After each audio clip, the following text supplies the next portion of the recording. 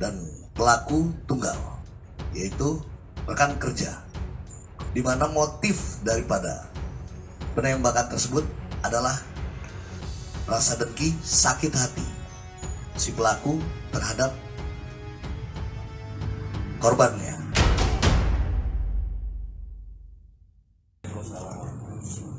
Selamat siang, salam sejahtera bagi kita semua. Yang saya hormati Pak Kapolres Lampung Tengah, kemudian juga hadir Pak Kabakop dan dari Satreskrim, dan saya hormati rekan-rekan para awak media. Pada hari ini, Senin 5 September 2022, kami, artinya Polda Lampung bersama Polres Lampung Tengah, dalam ini akan melaksanakan kegiatan konferensi pers terkait dengan adanya pengungkapan kasus pembunuhan terhadap seseorang, di mana ini adalah korban adalah sebagai anggota Polri, sebagaimana dipersangkakan dalam pasal 338 KUH Pidana.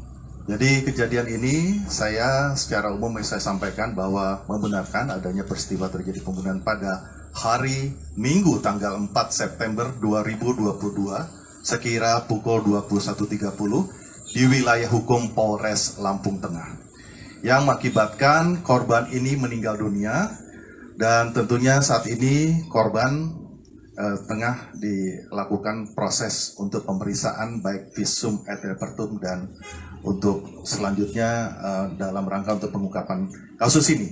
Dan perlu saya jelaskan bahwa dalam pengungkapan kasus ini adalah penegasan langsung dari Bapak Kapolda Lampung, Irjen Pol Dr. Ahmad Wiyagus SK MMMSI, yang mana beliau menyampaikan bagaimana untuk segera mengungkap kasus ini, baik kasus pidananya yang telah dilakukan oleh tersangka dan juga dalam kasus untuk kode etik profesi, di mana pelaku adalah oknum anggota kepolisian.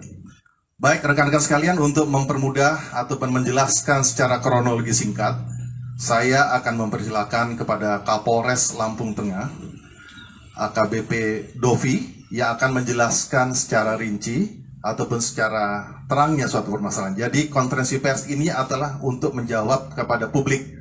Sekali lagi saya berharap untuk informasi yang didapat ini adalah hasil dari konferensi pers. Jadi tidak ada informasi-informasi di luar kegiatan dari konferensi pers yang kami lakukan pada hari ini. Demikian, mungkin untuk waktu dan tempat kami persilakan untuk Bapak Kapolres Lampung Tengah, AKBP Dovi, untuk menyampaikan kronologi ini. Terima kasih.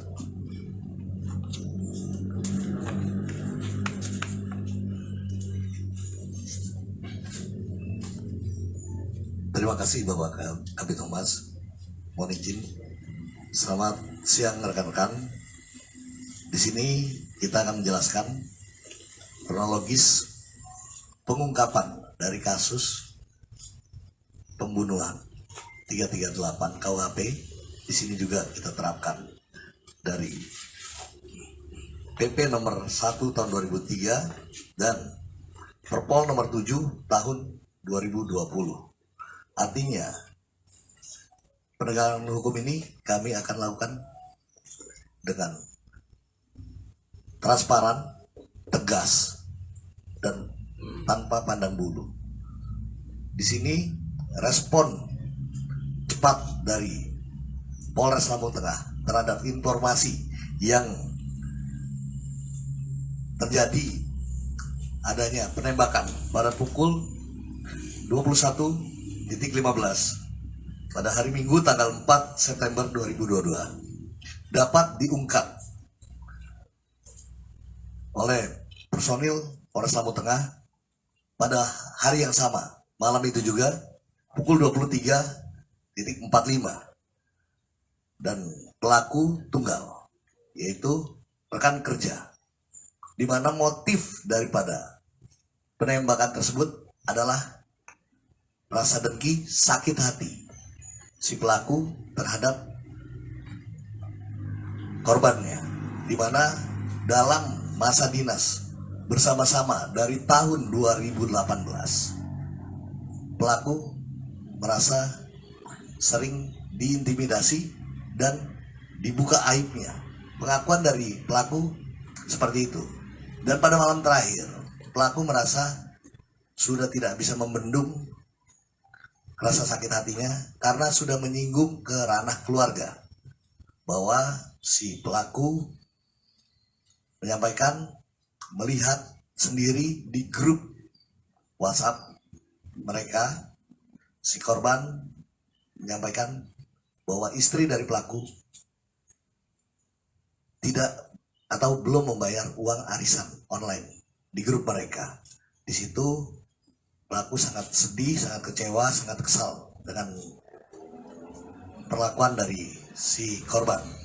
Dan saat pelaku melaksanakan piket SPK di Polsek Wai Pengubuan, istri dari pelaku tersebut menelpon dengan cara video call, menyampaikan bahwa sang istri sedang tidak sehat, keadaannya demam. Maka pelaku izin kepada KSPK untuk kembali ke rumah, yang rumahnya itu tidak berjauhan dengan rumah korban, yaitu saudara AK. Pelaku ini, saudara RS, melintas di gang depan rumah dari si korban, yang harusnya untuk rumahnya pelaku masih berjalan lurus, namun karena teringat rasa kesal, rasa kecewa itu timbul niat karena sedang berdinas membawa senjata api, langsung muncul niat seketika. Pelaku membelokkan motornya dan sampai di rumah korban. Saat sampai di rumah korban, pelaku memarkirkan kendaraan dan ternyata korban sedang duduk di teras. Pelaku panggil, korban berusaha untuk menyamperi si pelaku di pagar, dibatasi pagar rumah. Pelaku di luar pagar, korban menyampari ke arah pagar. Dan pagar belum dibuka, ternyata pelaku langsung menghunuskan senjata, menembak korbannya 1 kali, tepat di dada kiri. Dan korban langsung tersungkur, pelaku melarikan diri. Dan dari hasil pemeriksaan para saksi, yang dimana kita juga mengumpulkan alat bukti, semua persesuaian itu kita dapatkan bahwa pengakuan daripada si pelaku, dia melakukan penembakan sendiri 1 kali menggunakan motor, dan ada saksi yang melihat dan mendengar, tetangga korban yang depan rumah korban, yang kanan kiri korban, yang ikut mengantar korban ke rumah sakit. Dan semua persesuaian itu kita dapatkan, dan korban diantar bersama tetangga, juga istrinya menggunakan mobil milik korban ke rumah sakit Harapan Bunda. Namun setelah tiba di rumah sakit, korban sudah dalam keadaan tidak bernyawa. Dan pagi ini semua alat bukti sudah kami kumpulkan, proses sidik sudah dilaksanakan, dan kami akan prioritaskan untuk percepatan penanganan perkara tersebut tanpa tebang pilih. Jadi proses dari kode etik kepolisian, proses hukum pidana, dan ancamannya PTDH, dan untuk pasal 338 KUHP ancaman maksimalnya 15 tahun penjara. Terima kasih.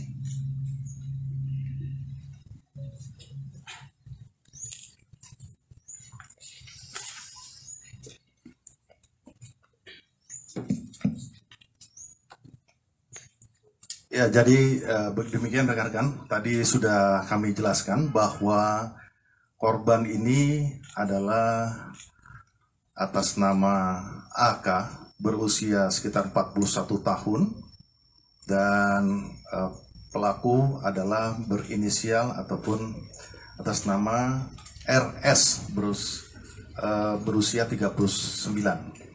Jadi apa yang disampaikan oleh Kapolres Lampung Tengah tadi sudah menjelaskan bahwa pengungkapan kasus ini dari pasca kejadian pada pukul sekitar 21.15 sampai dengan pengungkapan pelaku ini itu dalam waktu 3 jam.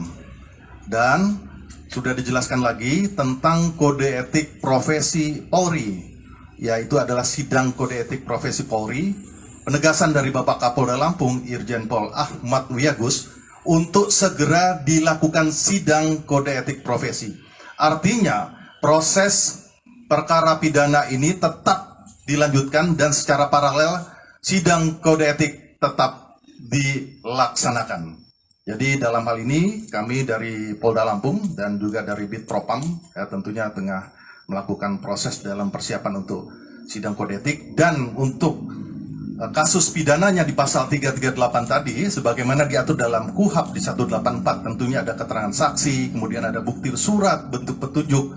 Makanya itu saat ini korban tengah dilakukan visum et repertum dan juga otopsi. Tujuannya adalah pengungkapan kasus ini harus benar-benar berdasarkan scientific crime scene investigation. Pembuktian kasus atau penyidikan kasus tindak pidana ini berdasarkan secara ilmiah. Jadi dalam hal ini perlu saya sampaikan kepada rekan-rekan, artinya penegasan pimpinan Polri dalam hal ini Bapak Kapolda Lampung tidak akan ada tebang pilih, dan artinya proses pidana tetap dilanjutkan, termasuk proses kode etik profesi Polri. Jadi ini akan kita lakukan dalam ini juga, dan tadi sudah ada ancaman-ancaman hukumannya. Artinya untuk adanya kepastian hukum, kemudian juga rasa keadilan dan adanya kemanfaatan ini yang kita lakukan. Apalagi dalam hukum pidana adalahnya equality before the law, di mana kesetaraan setiap warga negara yang tunduk pada hukum tentunya harus kita lakukan proses secara hukum pidana, termasuk sebagai anggota Polri akan dilakukan proses secara kode etik profesi. Korban ini adalah meninggalkan seorang istri dan 2 orang anak yang masih bersekolah ya, SMP ya, jadi artinya masih remaja ya, masih remaja.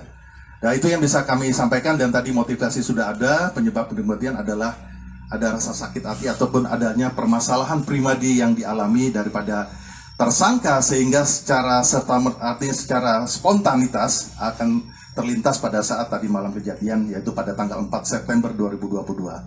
Mungkin demikian rekan-rekan sekalian yang bisa kami sampaikan.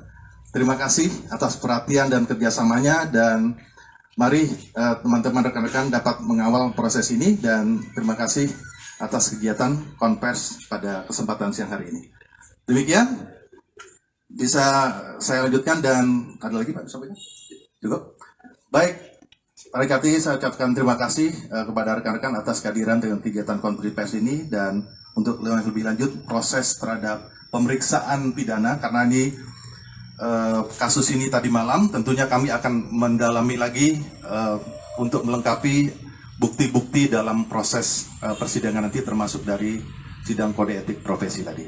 Demikian kami tutup. Wabillahi taufiq wal hidayah. Wassalamualaikum warahmatullahi wabarakatuh.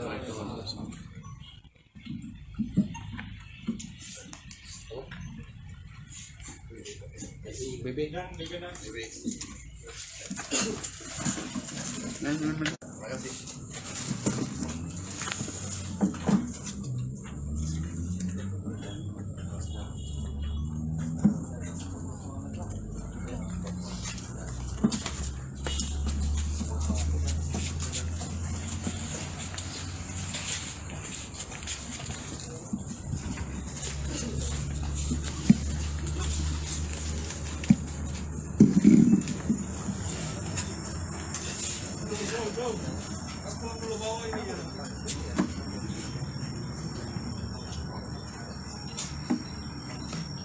Teman-teman semuanya ya.